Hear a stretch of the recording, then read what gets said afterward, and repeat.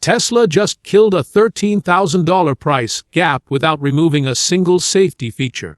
Here is how they actually pulled that off without gutting the car you would actually drive. 3 years ago, the same entry-level Tesla model cost nearly $55,000. Today, that same car starts at just over $41,600. That is not a discount or a holiday sale or a promotional gimmick at all. This is not a Black Friday deal that disappears after the weekend is over. And Tesla did not quietly strip out everything that made the car worth buying either. What actually happened underneath the hood is way more interesting than any temporary price cut. Most carmakers reduce costs by removing features you might actually notice and use daily. Tesla reduced costs by removing an entire manufacturing process that burned enormous amounts of energy. They cut ovens, not speakers, and that changes everything about how we think about value. Let me walk you through exactly what got removed from the standard trim first. The premium model loses ventilated front seats and that ambient lighting everyone seems to love. Rear passengers lose their touchscreen and the audio drops from 16 speakers down to 7. The center screen shrinks from 16 inches to 15.4 inches total. That is genuinely the full list of what actually got taken away from the standard version. Everything else you actually care about remains completely intact and fully functional on every car. The glass roof stays and the heated front seats stay and the vegan leather upholstery stays. Wireless charging stays and full navigation stays and the Tesla app stays fully connected. Every single safety feature stays, including forward collision warning and automatic emergency braking. Blind spot monitoring stays and adaptive cruise control stays without any downgrade whatsoever. Tesla cut the entertainment layer and the ambience layer but left comfort and safety untouched. If you are in your 60s and driving mostly around town, you do not need 16 speakers. You need heated seats and a car that does not destroy your back on long drives. The standard trim gives you exactly that without making you pay for unnecessary premium extras. Now here is where the real story begins and why I actually made this entire video today. Tesla has been working on a battery cell called the 4680 since 2020. Elon Musk announced it would cut battery costs in half and enable a $20,000 Tesla. For 5 years after that announcement, the 4680 cell was basically not working yet. The production ramp was painfully slow and the early charging curve was genuinely worse than alternatives. Tesla was importing better battery packs from China, while their own factory struggled to deliver anything. Then in January 2026, something shifted in Tesla's fourth quarter earnings letter finally. Tesla confirmed both the anode and cathode of the 4680 are now fully dry manufactured. Both sides are now produced at scale in Austin, Texas, using a completely new electrode process. That confirmation is sourced directly from Tesla's own earnings letter and third-party verification. Why does this matter to someone who just wants a car that works without any hassle? Traditional battery manufacturing is wet and uses toxic solvents mixed into a chemical soup first. That soup gets coated onto metal foil and then baked in enormous ovens for up to 24 hours. Those ovens alone consume up to 50% of a factory's total energy usage every single day. The dry electrode process eliminates all of that, completely removing solvents and overs entirely. Materials get compressed directly into shape without any of the old energy-intensive baking steps. Tesla's own stated target is a 20 to 30% cheaper cost per individual battery cell. The 4680 format also uses about 40% fewer cells to store the same energy. Fewer cells means simpler manufacturing and less complexity and lower costs across the entire battery pack. That is the confirmed part that came directly from Tesla's own financial and production reports. Separately, Tesla's LFP factory at Gigafactory Nevada started early production in 2026. They used equipment acquired from Cadle and targeted around 7 gigawatt-hours of annual production. LFP cells are cheaper and more thermally stable than the premium nickel-manganese-cobalt options available. Here is something most people do not know about LFP chemistry and daily charging habits. LFP can be charged to 100% every single day without meaningfully degrading the battery. If you drive 30 to 40 miles around a suburban area, LFP is actually more practical. It is a more sensible chemistry for your daily life than the premium NMC option overall. One more piece of the puzzle, and I want to be completely clear about what follows. This next part is my own read on where things are heading, and it is not confirmed yet. Panasonic, Tesla's primary battery supplier, announced in late 2025 a new development project. They are developing an anode-free cell that removes graphite entirely from the battery chemistry completely.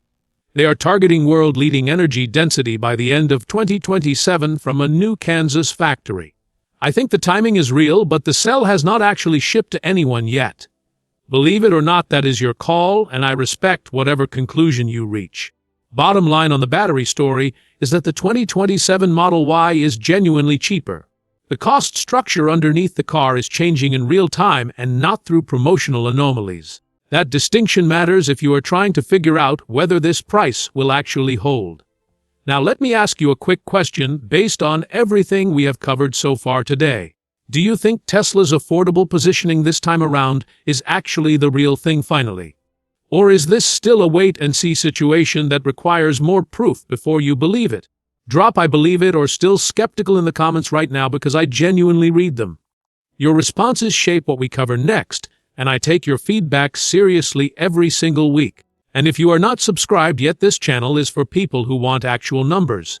We do not do hype here, and we do not do empty promises without real data behind them. Hit subscribe before we keep going, because there is much more to unpack in this video. Now let us talk about the 3 all-new upgrades that actually matter for how you live. These 3 upgrades are not spec sheet bullet points designed to impress tech reviewers on YouTube. They are changes that matter specifically to someone driving this car in their 50s, 60s, or 70s. Not what matters to a 28-year-old reviewer who drives cars for a living.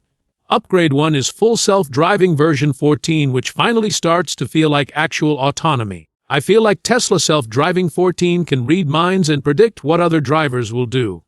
The reaction time is so good now, and its perception of the environment is incredibly advanced. Full self-driving has been one of the most oversold features in modern automotive history without question. Tesla has been promising full autonomy next year since roughly the Obama administration, and I will leave that there. But FSD version 14 rolling out now in 2026 is a genuinely different product overall. This is confirmed from Tesla's own release notes and verified by independent testers across the country. Version 14 introduced point-to-point driving, which means you press start self-driving and supervise. The car handles the route and lane changes and merges in intersections without your constant input. Then it finds a parking spot and parks itself, including reversing into tight spaces automatically.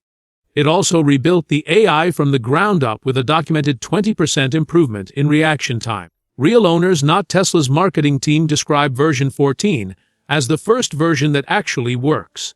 They say it feels like a co-pilot rather than a student driver who read the manual once. My take is that if you find long highway drives fatiguing, this is a practical tool for you. If your reaction time is not quite what it was at 40, this feature becomes genuinely valuable. You are still the legal driver, and you must pay attention to the road at all times. But the difference between "I am paying attention constantly" and "I am the backup" is meaningful. That shift in mental load makes a real difference at a certain point in life for sure. Pricing is now $99 per month for the subscription without any long-term commitment. You are not committing $8,000 upfront just to try the system out at all. Upgrade 2 is ventilated seats and a cabin that finally treats rear passengers like actual human beings. For someone dealing with circulation issues or a bad back, this is not a luxury feature. For the very basic human experience of sitting in a Florida parking lot in August, it is essential. Ventilated seats are a health feature, not a luxury feature, and Tesla finally added them properly. The Juniper refresh added them to the premium trim as standard, and that carries through to 2027. This is confirmed in every major review from automotive journalists who have actually tested the car. The suspension was also retuned to be noticeably more forgiving over bumps and rough road surfaces. Given the state of roads in most of this country, that is not a small improvement whatsoever. Upgrade 3 is a quieter cabin, which is more important than most people initially realize or understand. Interior noise at 70 miles per hour is approximately 66 decibels, which is surprisingly quiet. That is roughly the level of a normal conversation happening between 2 people sitting nearby. Early Model Y owners flagged road noise and wind noise as genuine complaints about the vehicle. Tesla added acoustic glass and new body sealing and sound-damping materials throughout the entire cabin. This is confirmed in multiple third-party reviews with links provided in the description below this video. My take on why this is the most underrated of the three upgrades deserves a full explanation. Cabin noise is one of the primary things that separates a $45,000 car experience from a $70,000 car experience in terms of how premium the vehicle actually feels. People cannot always say why one car feels more expensive, but a lot of it is what they hear. Or more accurately, what they are not hearing while driving down the highway at speed. Tesla finally addressed this weakness, and the improvement is genuinely noticeable on any road surface. And specifically for older drivers, the mental fatigue of filtering background noise over a long drive. That fatigue is real and it accumulates over time, and it makes driving genuinely exhausting overall. A quieter cabin is not just pleasant, it is actually less tiring, and that matters for safety. Now we need to talk about the real math that matters for your wallet over the long term. The 2027 Model Y standard trim costs $41,630 total. The Toyota RAV4 hybrid base model costs roughly $34,000 as a starting price. The Toyota is $7,600 cheaper upfront, and you cannot ignore that completely. But electric versus gasoline over 15,000 miles per year saves most Model Y owners serious money. According to DOE average figures, most owners save between $1,200 and $1,800 annually. Your specific number will vary based on your local electricity rates and your driving habits. Add in no oil changes and no transmission fluid and significantly lower brake wear from regenerative braking. Consumer Reports data shows EVs running materially lower 5-year maintenance costs than comparable vehicles. At $1,500 per year in combined savings, you close the $7,600 gap. You close that gap in about 5 years of ownership, and after that you are ahead financially. And you are in a car that gets meaningfully better over time through over-the-air updates constantly. The RAV4 you buy in 2027 is the same RAV4 you will sell in 2032. The Model Y will not be the same car because it keeps improving with each software update. There are real costs to factor in, and I want to be completely transparent about those expenses.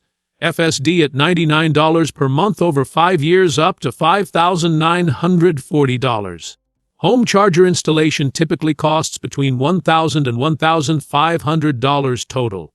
These are real expenses, and you should run your own version of this math for your situation. My overall take is that this is the first time the entry-level Model Y is priced correctly. The long-term math actually works for someone who is not already a Tesla enthusiast or fan. That is a meaningful shift in the value proposition, and it deserves serious consideration from buyers. Whether it is enough to move you from a traditional hybrid to an EV is your personal decision. That is exactly what the comments section is for, and I genuinely want to hear your thoughts. We are at 28,767 subscribers when I am writing about this topic.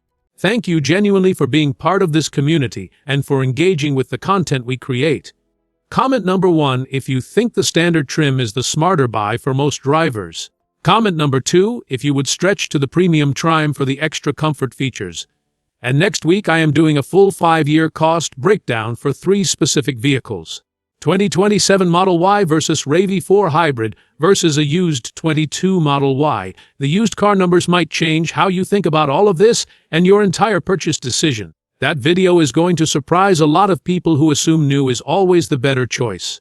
So subscribe now and turn on notifications so you do not miss that breakdown when it drops. I will see you in the next video with more actual numbers and no hype whatsoever.